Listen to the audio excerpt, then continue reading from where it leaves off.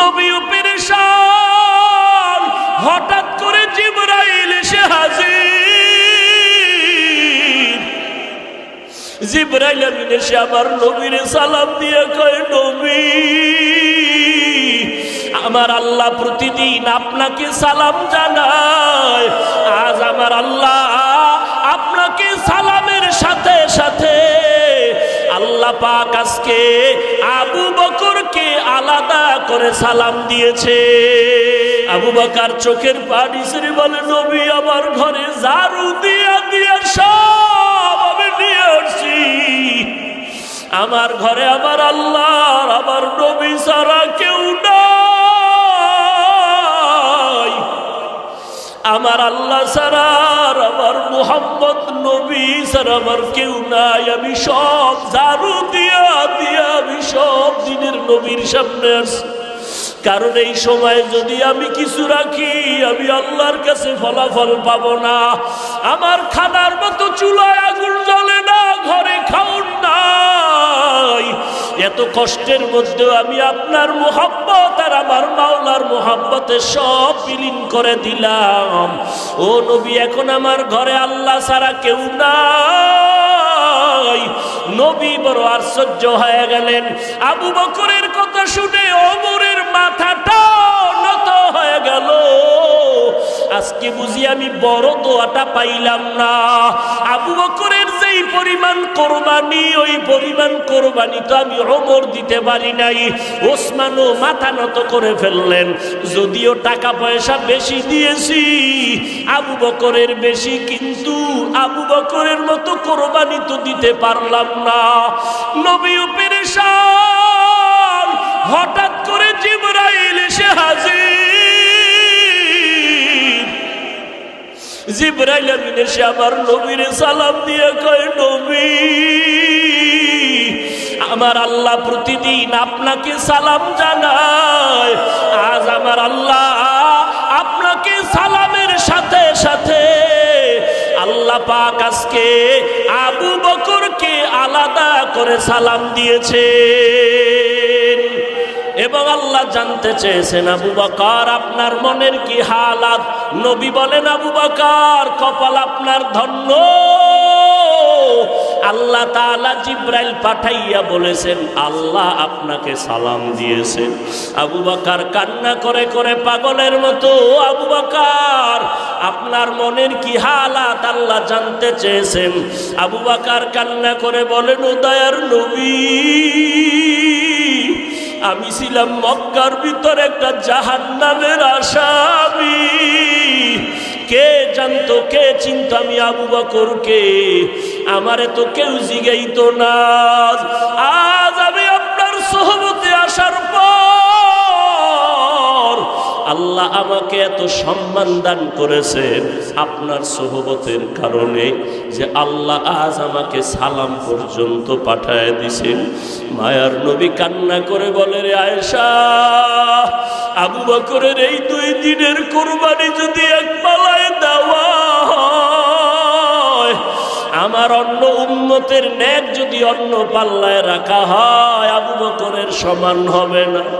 ও নবীরা, আশিক উম্মতের দল, এত দামি আবু বকর, কিন্তু তার জীবনের ইতিহাস বড় কান্নার আওয়াজ। মায়ার নবী রাতের বেলা ঘর থেকে বের হলেন। হুজরা থেকে বের হয়া মসজিদে নববীর কিনারায় হঠাৎ শুনে কান্নার আওয়াজ, শুনতেছে কান্নার আওয়াজ। গভীর রাত, নবী হালকা ভাবে নজর দিয়ে দেখে তার সাহাবী আবু বকর তাহাজ্জুদে দাঁড়ায় দাঁড়ায় কান্না করতেছে, সে আওয়াজ আসতেছে। নামাজ শেষের পর আল্লাহর নবী বললেন, আবু বকর আপনি কাঁদলেন কেন? আবু বকর বলে, নবী, হাসরের ময়দানের ভয়ে আমি কান্না করেছি। বলে, কেন কান্না? আপনার তো জান্নাতের টিকিট আল্লাহ দান করেছেন। আবু বকর বলে, নবী, যদি আল্লাহ রাগ করিয়া টিকিট ক্যান্সেল করে দেয়, তখন আমার উপায় কি হবে রে নবী? আপনিই তো হাসরের ভয়ঙ্কর অবস্থার বয়ান করেছেন। কিয়ামতের ময়দান হবে নাকি বড় ভয়ঙ্কর ময়দান। সূর্যটার আলো বন্ধ হয়ে যাবে, পানি গরম হয়ে যাবে। আল্লাহ তাআলা রাগান্বিত আওয়াজ দিয়ে বলবেন, ওয়ামতাজুল ইয়াউমা আইয়ুহাল মুজরিমুন, ও গুনাহগারের দলেরা, নেককারদের থেকে তোমরা আজ আলাদা হয়ে যাও। নেককারদের আমলনামা ডান হাতে দিব, গুনাহগারদের আমলনামা বাম হাতে দিব। অন্যদিকে সূর্যের গরম, আবার জাহান্নামের চিৎকারের আওয়াজ। জাহান্নামের আওয়াজে জাহান্নাম চিল্লায় বলবে, আল্লাহ বেনামাজি গুনাহগারগুলো কই, সব আমার পেটে দাও। জাহান্নামের আওয়াজে হাসরের ময়দানটা থরথর করে কেঁপে উঠবে। ও নবী, আপনিই বলেছেন যে নবীদের কোনো গুনাহ নাই, নবীরা পর্যন্ত নাফসি নাফসি নাফসি বলে কান্না করবেন, উম্মতের কথা সবাই ভুলিয়া যাবেন। ও মায়ার নবী, ওই সময় কঠিন এক হালাত, কান্না করে করে মানুষের চোখের পানি শেষ হয়ে যাবে, রক্ত পড়া শুরু হয়ে যাবে। ও নবী, আপনি হাসরের ময়দানের ভয়ঙ্কর অবস্থার কথা বলেছেন। আম্মা জান আয়েশা বলেন, আমি দেখি আমার মায়ার নবী একদিন আমার হুজুরায় বসে গুনগুন করে কান্না করেন। আমি বললাম, নবী কেন কাঁদেন? বলে, আয়েশা, হাসরের ময়দানের ভয়ঙ্কর আযাবের কথা মনে পড়েছে, কান্না করি। কেমন আযাব হবে আয়েশা জানোনি? নবীদের কোনো গুনাহ নাই, তারা নাফসি নাফসি বলে কাঁদবেন, উম্মতের কথা ভুলিয়া বলবে, আল্লাহ আমাকে বাঁচাও, আমাকে বাঁচাও। মূসা নবী কাঁদবেন, আল্লাহ আমাকে বাঁচাও। ঈসা নবী কাঁদবেন, আল্লাহ আমাকে বাঁচাও। আপন আপন বলতে কেউ ওই সময় আপন হয়ে যাবে না। আল্লাহর নবীর এই কান্না দেখে আম্মা জান আয়েশা বলেন, আমি আমার নবীকে প্রশ্ন করলাম, নবী, সমস্ত নবীরা নাফসি নাফসি বলে যদি কান্না করে, আপনি তো দোজাহানের সরদার, আপনি তখন কি করবেন? নবী বলেন, আয়েশা, আমি তখন সহ্য করতে না পারিয়া আমি সাথে সাথে আমি মাওলার দরবারে মাকামে মাহমুদে সিজদায় পড়ে কাঁদবো। একবারও বলবো না আমাকে বাঁচাও, আমি শুধু বলবো, আল্লাহ আমার উম্মতের বাঁচাও, আমার গুনাহগার উম্মত গুলো বাঁচাও। একটা উম্মত যেন জাহান্নামে না যায়, জাহান্নামে গেলে আমি জান্নাতের ময়দানে যাব না। আম্মা জান আয়েশা বলেন, নবী তখন কি হবে? আম্মা জানের জবাবে নবী বলেন, আয়েশা, আমার কান্না দেখে আল্লাহ দয়া করে বলবে, নবী আপনি কাঁদবেন না, মাথা উঁচু করেন, আর আপনার উম্মতগুলো ধরে ধরে জান্নাতের ময়দানের দিকে নিয়ে যান। আল্লাহর অর্ডার পাইয়া আমি তখন আমার উম্মতগুলো বাছাই করে করে জান্নাতের দরজায় নিব। আমার নবীর আদর্শ এমন পাক যে নবীর 63 বছর জীবনে ভুলেও কোনোদিন একটা মিথ্যা কথা বলেন নাই। আমার নবী কেমন পাক, জীবনে কোনোদিন চোখ গরম করে কারো দিকে তাকান নাই। কেমন নবী, এটা কিভাবে সম্ভব? কেমন মায়ার নবী যে জীবনে কাউকে গালি দেন নাই, কেউ যদি গালি দিত নবী জবাব দেন নাই। নবী কখনো গালি তো দেনই না, কেউ গালি দিলে জবাবও দেন না। মাত্র অল্প টাইমে মক্কার মধ্যে এত আল্লাহর নবীর কিছু খাদেম দিনের জন্য তৈরি হয়ে গেল অল্প সময়, শুধু নবীর আদর্শের কারণে, নবীর ব্যবহার আখলাক। নবী বসে আছেন মসজিদে নববীতে, সাহাবায়ে কেরাম তো নবীরে ছাড়ে না। কোন কথাটা ছুইটা যায়? নবীর একটা কথা মুক্তার থেকে দামি। আর নবীরে দেখলেই কলিজা ঠান্ডা হয়, নবীর চেহারা মোবারক দেখলেই পেটের ক্ষুধা নিবারণ হয়ে যায়। নবীজি যেখানে কদম দেয় সেখানে দীর্ঘদিন শুধু মিশকের ঘ্রাণ, মিশকের ঘ্রাণ, মিশকের ঘ্রাণ। আম্মা জান আয়েশা রাদিয়াল্লাহু আনহা বলেন, নবীজির শরীর মোবারকের ঘাম আমি বোতলের মধ্যে ভরে রাখতাম, বড় বড় অনুষ্ঠানে আতর হিসাবে ব্যবহার করতাম। ওগো নবীর উম্মতেরা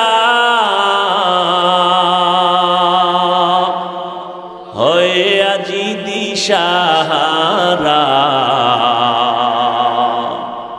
কোরআন হাদিসের চলো যখন যাহা চায় মনে, নবী বিনে কে তরাবে পুলসিরাত মিজানে, নবী বিনে কে তরাবে পুলসিরাত মিজানে। কেমন মায়ার নবী আমার, নবী রাস্তা দিয়া যখন চলে একটা মেঘের খণ্ড নবীর মাথায় ছায়া দেয়, সূর্যের গরম যেন নবীর কষ্ট দিতে না পারে। কেমন মায়ার নবী আমার, যেই নবীর শরীর মোবারকের মধ্যে মশা মাছি পড়ে না, হারাম। এমন একজন মায়ার নবী আল্লাহ আমাদের দান করলেন। কপাল বড় খারাপ, আজকে সেই নবীর উম্মত হইয়া নবীর এখনো পর্যন্ত চিনতে পারলাম না। অথচ গর্তের পিপিলিকা আল্লাহর কাছে বলে, আল্লাহ একটু মক্কার ঘর মদিনার রওজা দেখায় দাও। মরা গাছ, খেজুর গাছ, মদিনার নবী পিঠ মোবারক লাগাইয়া খুতবা পড়েন। দীর্ঘদিন পরে নবী সাহাবায়ে কেরামের অনুরোধে বললেন, এটা বাদ দাও, নতুন এক মিম্বর বানাও। সাহাবায়ে কেরাম বলতেছেন, মানুষ যেমন কানলে আওয়াজ হয়, মরা গাছের থেকে কান্নার আওয়াজ হয়। সাহাবায়ে কেরাম গিয়া বলে, নবী গাছ, খেজুর গাছ, মরা গাছ কানতেছে, মানুষের মতো আওয়াজ আসতেছে কানের ভেতরে। মরা গাছ নবীর জন্য পাগল, আর আমরা জিন্দা মানুষ হইয়াও সেই নবীরে চিনতে পারলাম না। যদি চিনতে পারতারে বাবা, নিজে নামাজ পড়ি, নিজে জিকির করি, ছেলে মেয়েরে নবীর সুন্নতলা বানাইতে কেন পারি না? বহু নেক আমলওয়ালা কিয়ামতের দিন শুধু সন্তানদের অন্যায়ের কারণে জাহান্নামে যাবে। বহু মা বাবা জাহান্নামে যাবে শুধু সন্তানকে সঠিক লাইনে না রাখার কারণে। বললেই বলে চেষ্টা করছি, পারি না।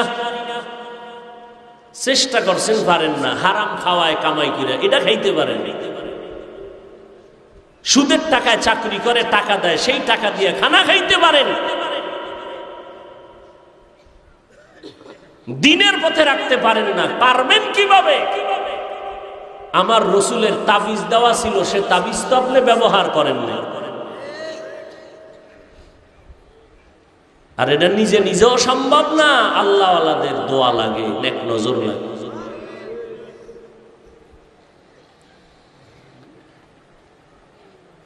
আল্লাহর নবী আয়েশা বলে, গাছ কেন কাঁদো? নবীর মুজিজা, গাছ কথা বলতেছে, নবী আপনার বিরহের বেদনায় কান্না করি। কি চাও রে গাছ? গাছ বলে, নবী আমি চাই মানুষের মতো আমার জানাজা পড়াইবেন, এরপরে আমাকে এখানে দাফন করবেন, কিয়ামতের দিন আমি আপনার সাথে জান্নাতে যাব। উস্তুনে হান্না জাহাজ রে রসুল, নালামি জাদ হাম চুয়ার বাবে উতুল। মদিনার নবীর আদর্শ এত পবিত্র, আমার নবী অল্প টাইমে মানুষ শুধু তাকাইয়া থাকলেই পাগল পারা হয়ে যাইত নবীর জন্য। আল্লাহ তাআলা নবীকে এমন মর্যাদা দান করেছেন, জঙ্গলের প্রাণীরা নবীর আওয়াজ পাইতো বহু দূর থেকে, পেয়ে বারবার সালাম জানাইতো। নবীর জন্য গর্তের পিপিলিকা পাগল, নবীর জন্য নদীর মাছ পাগল, জঙ্গলের প্রাণীরা পাগল। মায়ার নবীর জন্য গর্তের ভিতরে বড় এক সাপ, অপেক্ষা করতেছে নবী এখানে আসবে, আমি একটু চেহারা মোবারক দেখব। কেমন মায়ার নবী আমার, মাত্র 13 বছরের সীমানায় দামি দামি সাহাবা বেঈমানেরা নবীর হাতে কালেমা পড়ে এত দামি হয়ে গেল। আল্লাহ নিজে দুনিয়াতে 10 জনের নামে জান্নাতের টিকিট পাঠায় দিলেন। এর মধ্যে 1 নম্বরে কে? আবু বকর সিদ্দিক রাদিয়াল্লাহু তাআলা আনহু। কত দাম আবু বকরের। আম্মা জান আয়েশা একদিন নবীরে কয়, নবী আপনার সাথে ওমর, ওসমান, আলী, আবু বকর আমার আব্বাজান সাথে সাথে থাকে, পরামর্শ করেন, আপনার উম্মতের মধ্যে না আমলের লাইনে কে বেশি আগে? আম্মা জান আয়েশা বলছেন, এক নিয়তে নবী বুঝে ফেলাইছেন। নবী কয়, ও আয়েশা, আকাশে যেই পরিমাণ তারকা দেখো, এর থেকে ওমরের আমল আরো বেশি। আম্মা জান আয়েশা ভাবলেন, আমার আব্বার কথাটা কইল না। মহিলা মানুষ, বয়স তো বেশি না, 6 বছরে রসুলের সাথে বিয়ার বন্ধন হলো, 9 বছরে নবীর ঘরে আসলেন। আম্মা জানের 18 বছর বয়স, তখন নবী দুনিয়ার থেকে চলে গেলেন। বলেন তো নবীর ঘর করলেন কয় বছর? মাত্র। আর এখন তো 18 বছরের মেয়েদের অনেক ক্ষেত্রে বিবাহই হয় না। আর আম্মা জান মাত্র 9 বছর নবীর ঘর করলেন। 9 বছরে নবীর ঘরে আসলেন। আল্লাহ তাআলা আম্মা জান আয়েশাকে এত বরকত দান করলেন নবীর সোহবতে। আম্মা জান আয়েশা বলে, দুনিয়ার মানুষ, আমি মুহাম্মদের ঘরে আসার পর 9 বছর ঘর করার পরে আল্লাহর শুকর, আমি 2000-এর উপরে হাদিসের হাফেজা হয়ে গেছি।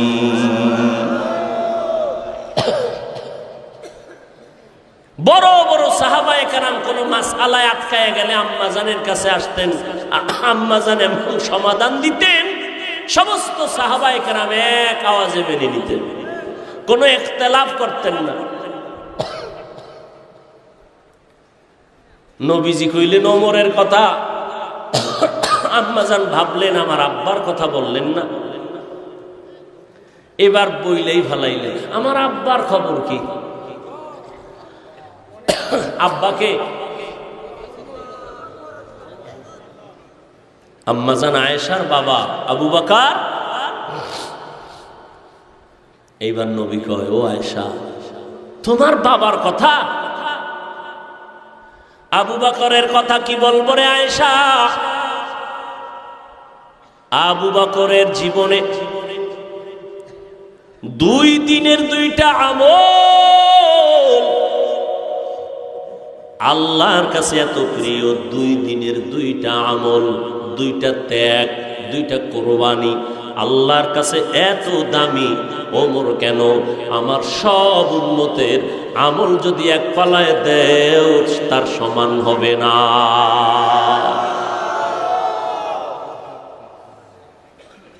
আম্মা জান কয়, তাই নাকি? বলে হ্যাঁ। কোন দিনের ত্যাগ আর আমল? ভাল লাগবে না? বাবার গুণগান শুনবে, ভাল লাগবে? কোন দিনে? এবার নবী নিঝুম হয়ে গেলেন, চুপ হয়ে গেলেন। সেই 2টা আমল, ওইটা তো লাফালাফি আর চিৎকার আর আনন্দের কোনো আমল না। ওই 2টা দিনের ত্যাগ, আবু বকরের কথা মনে পড়লেই তো কান্না আসবে। আবু বকরের সেই 2 দিনের ত্যাগ, কান্নার ইতিহাস। ওই 2 দিনের ত্যাগের আমল বড় কান্নার আওয়াজ। ও আয়েশা, যেদিন আমার ঘরের মধ্যে, মক্কার ঘরে আমি শুইয়াছিলাম রাতের বেলা, আমার চারদিকে দুশমন, আমার আপনজনেরা তরবারি নিয়ে ঘেরাও দিছে, আমার আজকে রাত্রে হত্যা করে ফেলবে। কতবার আসছে আমাকে জবাই করার জন্য, আজ ওরা ফাইনাল আমাকে হত্যা করেই ফেলবে। আমি পেরেশান, চতুর্দিকে দুশ্মন দাঁড়ায় গেল, সবার হাতে অস্ত্রধারী। আজ আমাকে হত্যা না করে ওরা কেউ বাসায় যাবে না। আমার আল্লাহ পাক বলেন, আল্লাহু ইয়াসিমুকা মিনান নাস। ও নবী, কোরআন হেফাজতের জিম্মাদারি আমি আল্লাহ যেমন এককভাবে নিয়েছি, আপনাকেও হেফাজতের জিম্মাদারি আমি আল্লাহ এককভাবে নিয়েছি। আপনার কোনো ক্ষতি হবে না পয়গম্বর, ধৈর্য ধারণ করেন।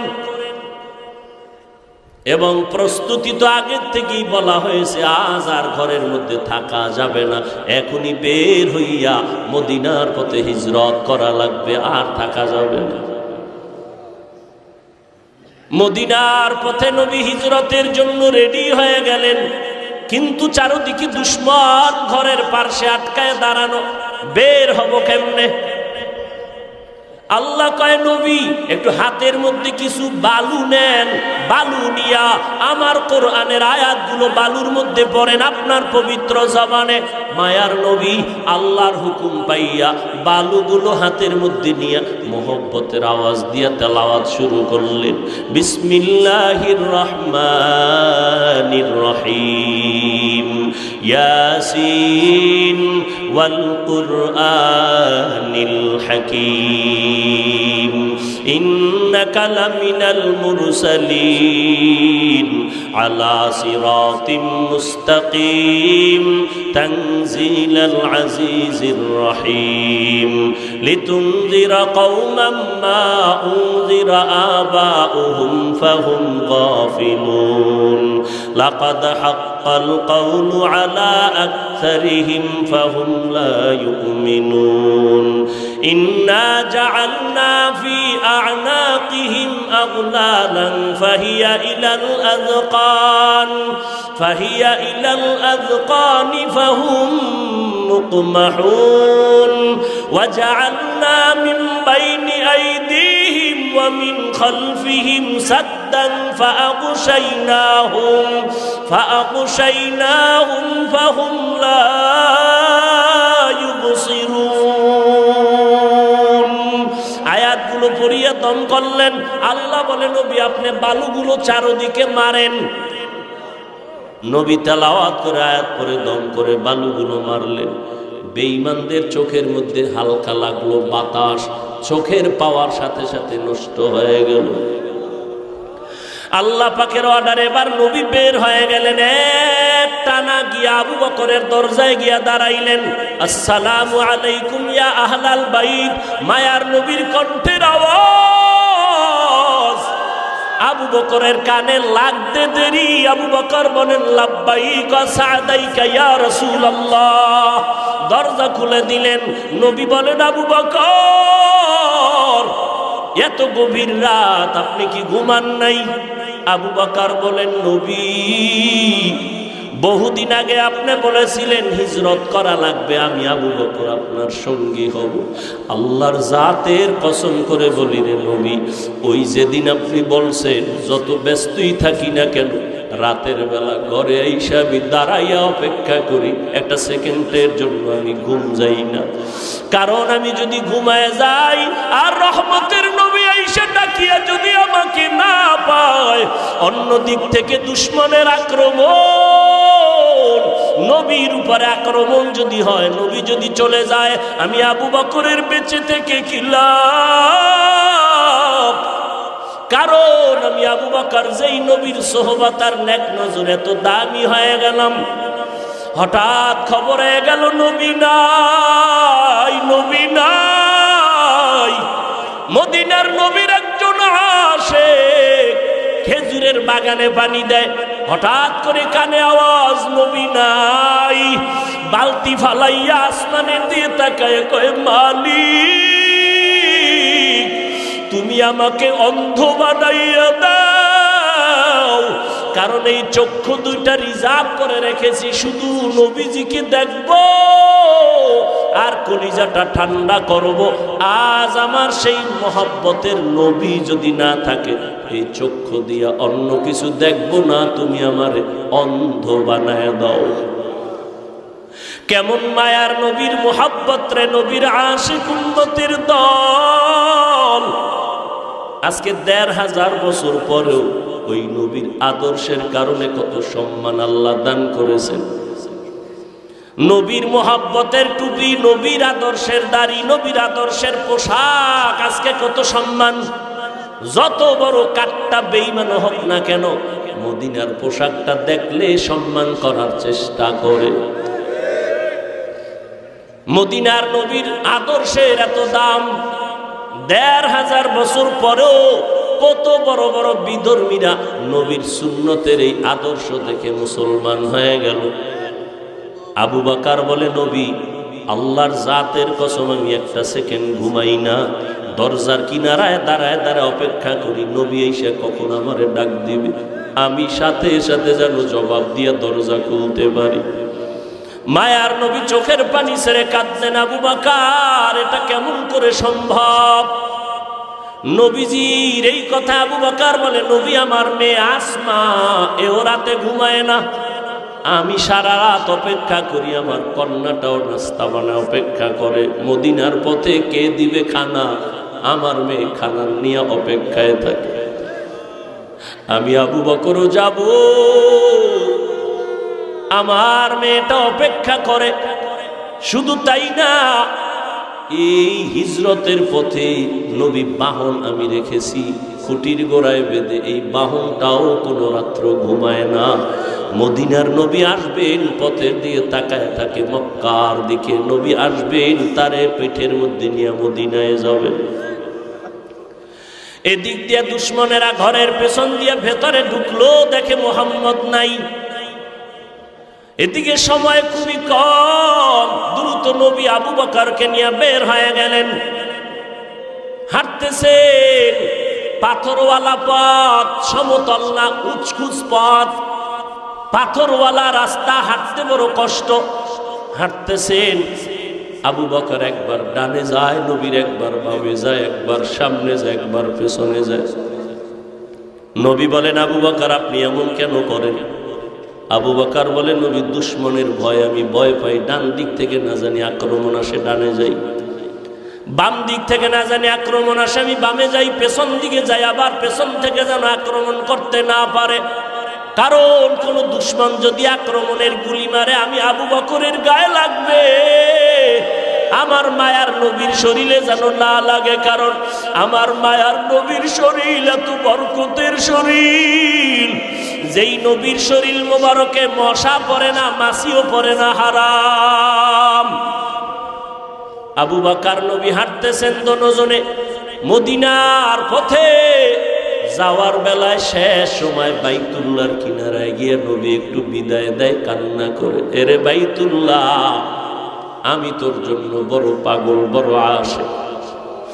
ওরে বাইতুল্লাহ, তোর দরজায় যখন আমার সিনাটা লাগাই, কলিজাটা ঠান্ডা হয়ে যায়। ও বাইতুল্লাহ, দুশ্মনের ভয়ে পারি না, একটু মোহাব্বত করে সেজদা দিয়া নামাজ পড়বো। আমার আল্লাহর ঘর, আমার আল্লাহর ঘরের দিকে ফিরিয়া নামাজ পড়তে পারি না রে বাইতুল্লাহ, আমার দুশ্মন কলিজাটা ভেঙ্গে যায় রে বাইতুল্লাহ। তোর গায়ে যখন আমি লাব্বাইকের আওয়াজ দিয়ে হাতটা লাগাই, কলিজা ঠান্ডা হয়ে যায়। ও বাইতুল্লাহ, তোরে রেখে যাইতে মনে চায় না, মদিনার পথে আমার জন্মভূমি, এখান থেকে যেতে মনে চায় না, কিন্তু আমার মালিকের অর্ডার। ও বাইতুল্লাহ, আজ আমি চোখের পানি ছেড়ে কান্না করে যাইতেছি, একদিন আমি হাসি মুখে বিজয়ের মালা নিয়ে বাইতুল্লাহ তোমার কিনারায় এসে হাজির হব। মায়ার নবী কান্না করে করে মদিনার পথে রওয়ানা। ওই হেরা গুহা, ওরে গারে সূর, জাবালে নূর, আল্লাহর নবী আবু বকর সহ দুজন হাঁটতেছেন, অন্ধকার, কোনো আলো নাই। এদিক দিয়ে দুশ্মন ঘরের মধ্যে না পায় রেডি হয়ে গেল, মদিনার পথে লোক পাঠাও, দেখো ওখানে ধরা যায় কিনা। কিছু দূর যাইতে যাইতে মাত্র 2 থেকে 3 কিলোমিটার বাকি, গুহার মধ্যে ঢুকবেন। হঠাৎ করে আল্লাহর নবীর পায়ে একটা পাথরের আঘাত লাইগা রক্ত বের হয়ে গেছে। নবীজি এত অসুস্থ, রক্ত বের হচ্ছে, থামে না। মায়ার নবী এমন অবস্থা, হাঁটতে এখন কষ্ট হয়। আল্লাহর নবীর এই অবস্থা দেখে আবু বকর চোখের পানি ছেড়ে বলেন, নবী বেয়াদবি মাফ করবেন, আপনি হাঁটতে পারেন না, আমি বসে গেলাম, আপনি আমার কাঁধের উপরে উঠেন, আমি আপনাকে নিয়ে গুহা পর্যন্ত নেই, সেখানে আশ্রয় নিব। নবী বলেন না। শেষ পর্যন্ত মায়ার নবী এতটা অসুস্থ, পেছনে দুশ্মনের আঘাত, আবু বকরের কাঁধের উপরে উঠলেন। আবু বকর আমার নবীরে নিয়ে 2-3 কিলোমিটার চলে গেলেন, গুহার সামনে দাঁড়াইলেন। গুহার ভেতরে ঢুকবেন, ওদিকে দুশ্মন আসতেছে। আল্লাহর নবী আল্লাহর উপরে ভরসা করে ঢুকে গেলেন গুহার ভেতরে। গুহার ভেতরে যাওয়ার পর দেখে পুরানো গর্ত, চতুর্পার্শ্বে ছিদ্র আর ছিদ্র। ওদিকে গুহার মুখ এত বড়, দুশ্মন আইসা যদি সামনে দাঁড়াইয়া একটু ভিতরে তাকায়, আমগো দেখে ফেলবে।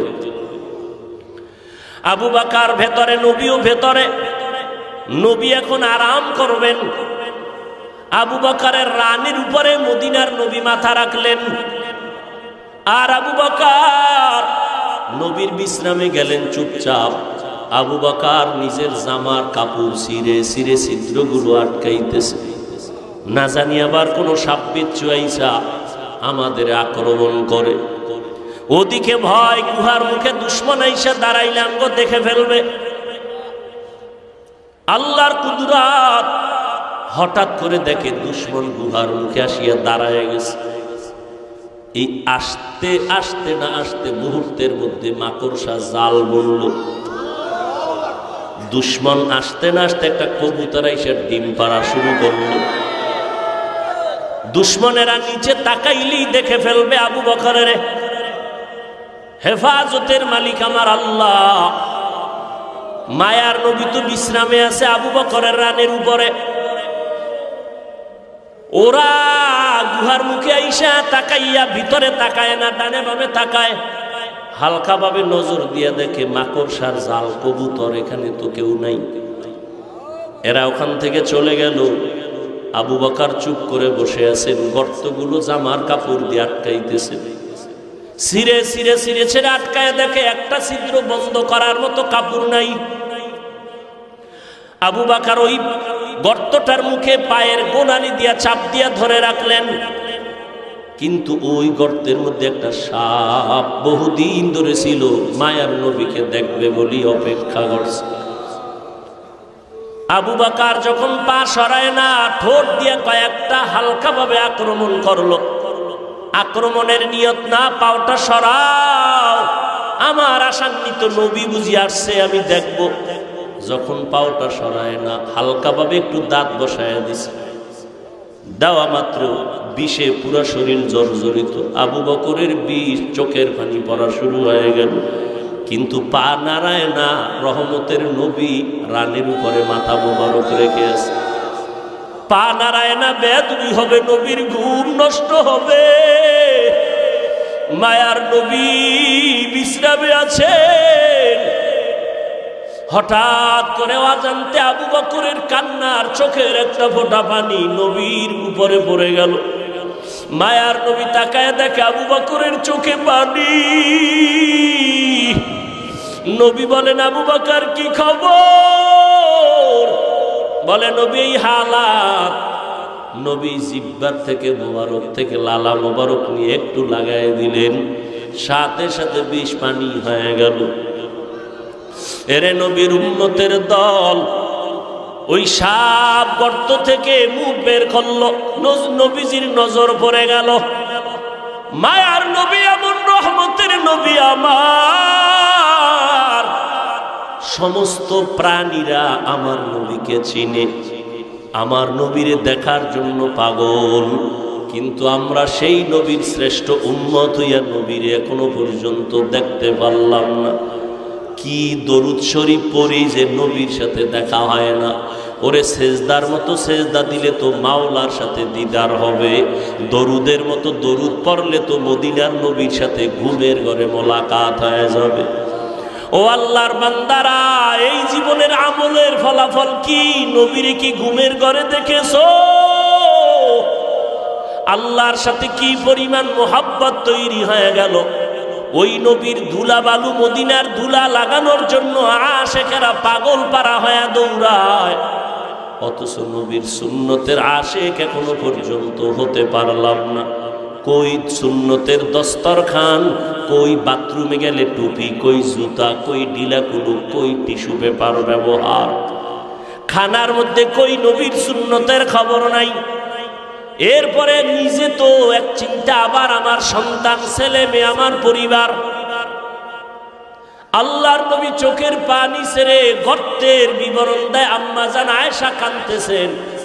আম্মাজানকে বললেন, ও আয়েশা, তোমার বাবা আমাকে কাঁধে নিয়া 3 কিলোমিটারের মতো রাস্তা পাড়াইয়া ওই গর্তের মধ্যে নিয়া তার রানে আমি মাথা দিয়া বিশ্রাম নিছিলাম।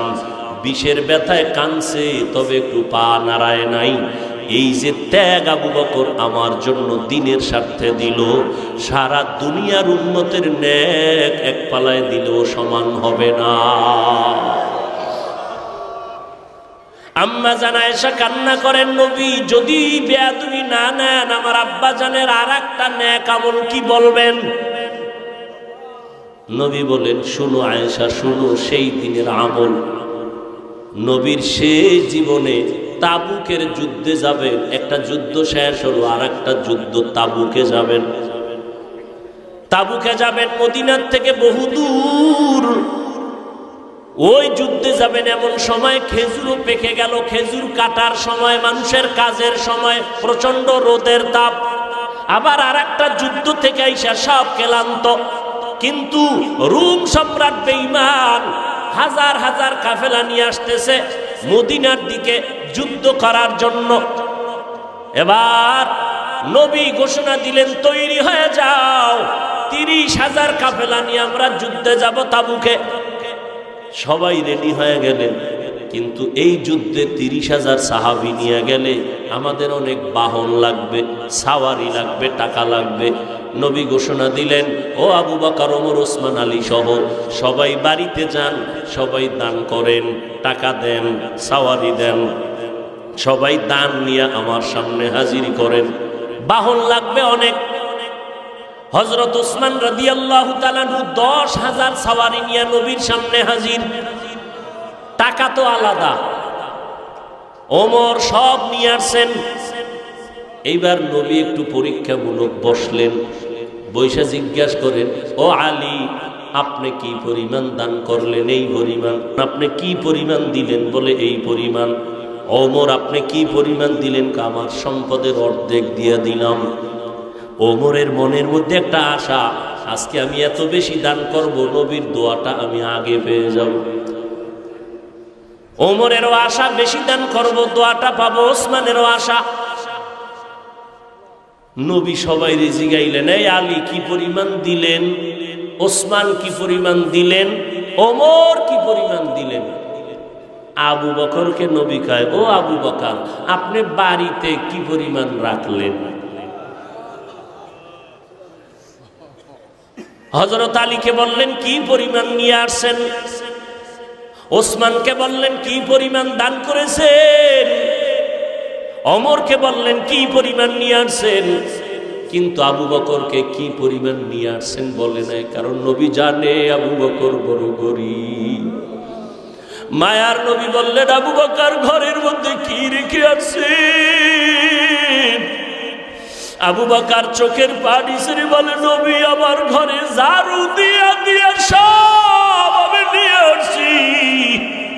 আমার ঘরে আমার আল্লাহর, আমার নবী ছাড়া কেউ নাই। আমার আল্লাহ ছাড়া, আমার মুহাম্মদ নবী ছাড়া আমার কেউ নাই। আমি সব ঝাড়ু দিয়া দিয়া আমি সব দিনের নবীর সামনে আসছি। কারণ এই সময় যদি আমি কিছু রাখি আমি আল্লাহর কাছে ফলাফল পাবো না। আমার খানার মতো চুলায় আগুন জ্বলে না, ঘরে খাউন নাই। এত কষ্টের মধ্যেও আমি আপনার মুহাব্বত আর আমার মাওলার মুহাব্বতে সব বিলীন করে দিলাম। ও নবী, এখন আমার ঘরে আল্লাহ ছাড়া কেউ নাই। নবী বড় আশ্চর্য হয়ে গেলেন। আবু বকরের কথা শুনে ওমরের মাথাটা নত হয়ে গেল। আজকে বুঝি আমি বড় দোয়াটা পাইলাম না। আবু বকরের যেই পরিমাণ কোরবানি, ওই পরিমাণ কোরবানি তো আমি ওমর দিতে পারি নাই। ওসমানও মাথা নত করে ফেললেন। যদিও টাকা পয়সা বেশি দিয়েছি, আবু বকরের বেশি, কিন্তু আবু বকরের মতো কোরবানি তো দিতে পারলাম না। নবীও পেরেশান। হঠাৎ করে জিবরাইল এসে হাজির। জিবরাইল আমিন এসে আমার নবীর সালাম দিয়ে কয়, নবী, আমার আল্লাহ প্রতিদিন আপনাকে সালাম জানায়। আজ আমার আল্লাহ আপনাকে সালামের সাথে সাথে আল্লাহ পাক আজকে আবু বকরকে আলাদা করে সালাম দিয়েছেন। এবং আল্লাহ জানতে চেয়েছেন, আবু বকর আপনার মনের কি হালাত? নবী বলেন, আবু বকর কপাল আপনার ধন্য। আল্লাহ তাআলা জিবরাইল পাঠাইয়া বলেছেন আল্লাহ আপনাকে সালাম দিয়েছেন।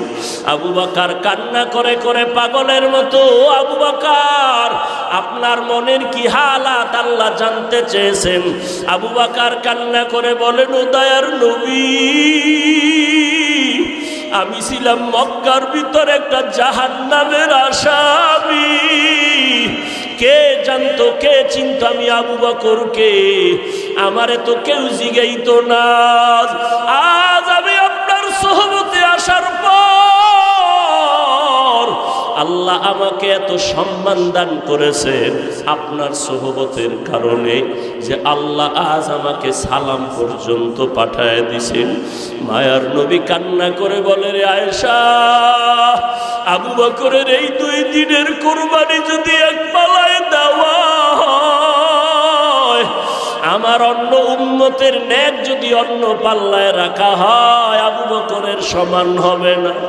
ও নবীর আশিক উম্মতের দল, এত দামি আবু বকর, কিন্তু তার জীবনের ইতিহাস বড় কান্নার আওয়াজ। মায়ার নবী রাতের বেলা ঘর থেকে বের হলেন। হুজরা থেকে বের হয়া মসজিদে নববীর কিনারায় হঠাৎ শুনে কান্নার আওয়াজ। শুনতেছে কান্নার আওয়াজ, গভীর রাত। নবী হালকা ভাবে নজর দিয়ে দেখে তার সাহাবী আবু বকর তাহাজ্জুদে দাঁড়ায় দাঁড়ায় কান্না করতেছে, সে আওয়াজ আসতেছে। নামাজ শেষের পর আল্লাহর নবী বললেন, আবু বকর আপনি কাঁদলেন কেন? আবু বকর বলে, নবী, হাসরের ময়দানের ভয়ে আমি কান্না করেছি। বলে, কেন কান্না? আপনার তো জান্নাতের টিকিট আল্লাহ দান করেছেন। আবু বকর বলে, নবী, যদি আল্লাহ রাগ করিয়া টিকিট ক্যান্সেল করে দেয় তখন আমার উপায় কি হবে রে নবী? আপনিই তো হাসরের ভয়ঙ্কর অবস্থার বয়ান করেছেন।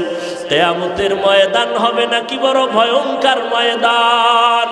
সূর্যটার আলো বন্ধ হয়ে যাবে, ওদিকে সমুদ্রের পানি গরম হয়ে যাবে। আল্লাহ তাআলা রাগান্বিত আওয়াজ দিয়ে বলবেন, ওয়ামতাজুল ইয়াউমা আইয়ুহাল মুজরিমুন, ও গুনাহগারের দলেরা, নেককারদের থেকে তোমরা আজ আলাদা হয়ে যাও। নেককারদের আমলনামা ডান হাতে দিব, গুনাহগারদের আমলনামা বাম হাতে দিব। অন্যদিকে সূর্যের গরম, আবার জাহান্নামের চিৎকারের আওয়াজ। জাহান্নামের আওয়াজে জাহান্নাম চিল্লায় বলবে, আল্লাহ, বেনামাজি গুনাহগার গুলো কই? সব আমার পেটে দাও।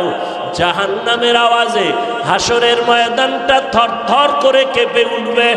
ও নবী, আপনিই বলেছেন যে নবীদের কোনো গুনাহ নাই, নবীরা পর্যন্ত নাফসি নাফসি নাফসি বলে কান্না করবেন, উম্মতের কথা সবাই ভুলিয়া যাবেন। ও মায়ার নবী, ওই সময় কঠিন এক হালাত, কান্না করে করে মানুষের চোখের পানি শেষ হয়ে যাবে, রক্ত পড়া শুরু হয়ে যাবে। ও নবী, আপনি হাসরের ময়দানের ভয়ঙ্কর অবস্থার কথা বলেছেন। আম্মা জান আয়েশা বলেন, আমি দেখি আমার মায়ার নবী একদিন আমার হুজরায় বসে গুনগুন করে কান্না করেন। আমি বললাম, নবী কেন কাঁদেন? বলে, আয়েশা, হাসরের ময়দানের ভয়ঙ্কর আযাবের কথা মনে পড়েছে, কান্না করি। কেমন আযাব হবে আয়েশা জানোনি? নবীদের কোনো গুনাহ নাই, তারা নাফসি নাফসি বলে কাঁদবেন, উম্মতের কথা ভুলিয়া বলবে, আল্লাহ আমাকে বাঁচাও, আমাকে বাঁচাও। মূসা নবী কাঁদবেন, আল্লাহ আমাকে বাঁচাও। ঈসা নবী কাঁদবেন, আল্লাহ আমাকে বাঁচাও। আপন আপন বলতে কেউ ওই সময় আপন হয়ে যাবে না। আল্লাহর নবীর এই কান্না দেখে আম্মা জান আয়েশা বলেন, আমি আমার নবীকে প্রশ্ন করলাম, নবী, সমস্ত নবীরা নাফসি নাফসি বলে যদি কান্না করে, আপনি তো দোজাহানের সরদার, আপনি তখন কি করবেন? নবী বলেন, আয়েশা, আমি তখন সহ্য করতে না পারিয়া আমি সাথে সাথে আমি মাওলার দরবারে মাকামে মাহমুদে সিজদায় পড়ে কাঁদবো। একবারও বলবো না আমাকে বাঁচাও, আমি শুধু বলবো, আল্লাহ আমার উম্মতের বাঁচাও, আমার গুনাহগার উম্মত গুলো বাঁচাও। একটা উম্মত যেন জাহান্নামে না যায়, জাহান্নামে গেলে আমি জান্নাতের ময়দানে যাব না। আম্মা জান আয়েশা বলেন, নবী তখন কি হবে? আম্মা জানের জবাবে নবী বলেন, আয়েশা, আমার কান্না দেখে আল্লাহ দয়া করে বলবে, নবী আপনি কাঁদবেন না, মাথা উঁচু করেন, আর আপনার উম্মতগুলো ধরে ধরে জান্নাতের ময়দানের দিকে নিয়ে যান। আল্লাহর অর্ডার পাইয়া আমি তখন আমার উম্মতগুলো বাছাই করে করে জান্নাতের দরজায় নিব। আম্মা জান আয়েশা প্রশ্ন করলেন, নবী কোটি কোটি মানুষের ভেতরে আপনার উম্মতগুলো কেমনে চিনবেন?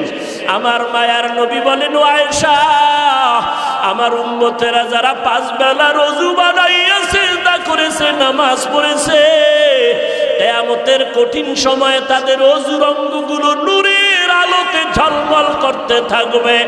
আমি নবী দেখে দেখে তাদেরকে জান্নাতের ময়দানে নিয়ে যাব। আমি আল্লাহর নবী তাদেরকে না নিয়ে জান্নাতে যাব না। ও পর্দার আড়ালের আম্মা জানেরা, আপনারা তো নবীদের মা, সাহাবায়ে কেরামের মা, আউলিয়ায়ে কেরামের মা, হাফেজে কোরআনের মা। আপনারা খাদিজা রাদিয়াল্লাহু আনহার মতো নারী, আয়েশা রাদিয়াল্লাহু আনহার মতো নারী, ফাতেমা রাদিয়াল্লাহু আনহার মতো নারী কয়দিন আর দুনিয়াতে বাঁচবেন? ও যুবক, ওই মা বাবার দোয়া নিয়ে সামনে আগাও, নবীজির সুন্নতের মালা গলায় লাগাও। মরিয়া গেলে যাবা, নামাজ ছাড়বা না, বেপরদায় চলবা না। একটা সেকেন্ডের জাহান্নামের আযাব সহ্য করার শক্তি কারো নাই।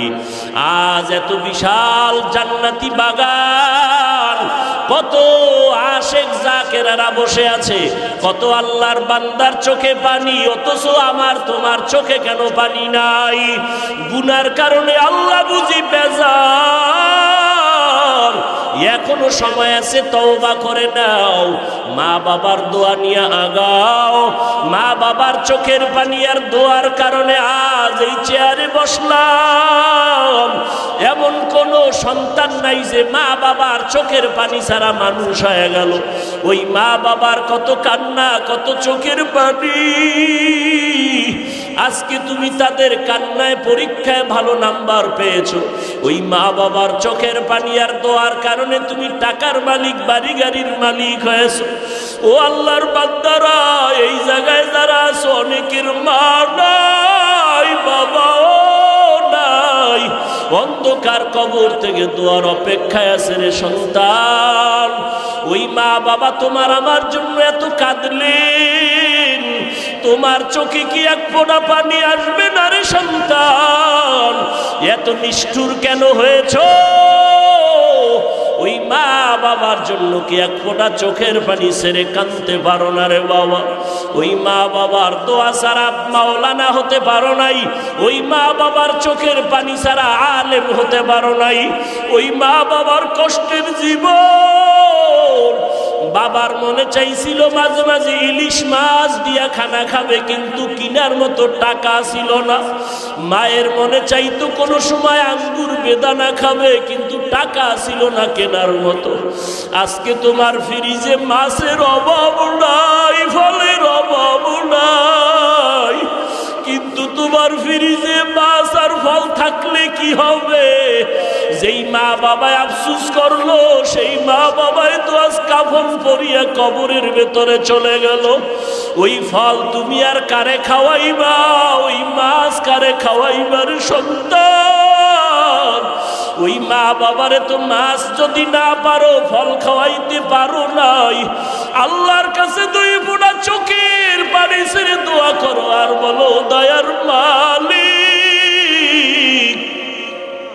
যেই বাবার ক্লান্ত পরিশ্রম, কত খানা না খাইয়া ঘুম না গিয়া কষ্ট করে করে জীবন কাটায় দিলে, বাবা কোনোদিন নিজের কাপড় কেনার জন্য কষ্ট করে নাই, বাবা কোনোদিন নিজের পেটে খানা দেওয়ার জন্য কাজকর্ম করে কষ্ট করে নাই, বাবা দিন নাই রাত নাই এত কষ্ট করেছেন শুধু সন্তানকে হাসি মুখ দেখবে, সন্তানের বড় বানাবে।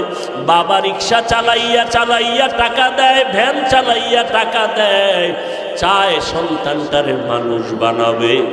অনেক বাবা বেতন দিতে পারে না, অনেক বাবা জামা কাপড় দিতে পারে না, মানুষের বাড়ি কাজ করে আর দিল খুশি আমার সন্তান কোরআন তেলাওয়াত করে, আমার সন্তান কেওড়া বুনিয়া মাদ্রাসায় পড়ে,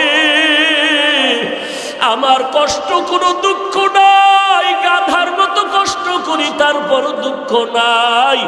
আমার সন্তান যদি হাফেজ হয়, আলেম হয়, কিয়ামতের দিন যদি জিজ্ঞেস করে কি নিয়ে হাজির হয়েছো, আমি যদি কোনো আমল পেশ করতে না পারি, আমার জীবনের কষ্টের দেওয়া টাকা দিয়া যে সন্তানটারে আলেম বানাইলাম, ওই সন্তান আমাকে না নিয়ে জান্নাতের ময়দানে যাবে না। ও আল্লাহর আশিকেরা, সন্তানটাকে পারলানি কোরআন পড়াইতে, সন্তানটারে পারলানি আলেম বানাইতে, হাফেজ বানাইতে। সন্তান স্কুলে পড়াও আলহামদুলিল্লাহ বাধা নাই, কলেজে পড়াও বাধা নাই, তবে সন্তানটাকে আদর্শওয়ালা বানাইও। সন্তানের ব্যবহারে যেন আলেমরা কষ্ট না পায়, সন্তানের ব্যবহারে যেন মুরব্বীরা কষ্ট না পায়, সন্তানের ব্যবহারে যেন সমবয়সী কেউ কষ্ট না পায়। ওই সন্তানকে আদর্শওয়ালা বানাইয়া কোরআন পড়ায় যাও। ডাক্তার হলেও কোরআন পড়ে পড়ে দোয়া করবে, আর ওই সন্তানের আচরণ দেখিয়া এলাকার মানুষ মা বাবার জন্য প্রাণ খুলে দোয়া করবে। ও আল্লাহর বান্দারা, এখনো যারা পারেন নাই তওবা করেন। আল্লাহ যতদিন হায়াত রাখেন দ্বীনের উপরে নিজেও চলবো, সন্তানকে চালাবো। একজন আদর্শ সন্তানের বাবা মা হইয়া কবরে যাব। আজকে থেকে আর কোনোদিন গুনাহের পথে যাব না, আজকে থেকে সন্তানকেও গুনার পথে চালাবো না, নবীর তরিকার বাইরে চলবো না। আল্লাহ আমাদের সবাইকে খাঁটি তওবাওয়ালা জিন্দেগি দান করেন। তওবার উপরে মজবুত হইয়া নবীজির তরিকা মতে আল্লাহওয়ালাদের সোহবতে চলার তৌফিক দান করেন। আমিন। আল্লাহ সবাইকে কবুল করেন।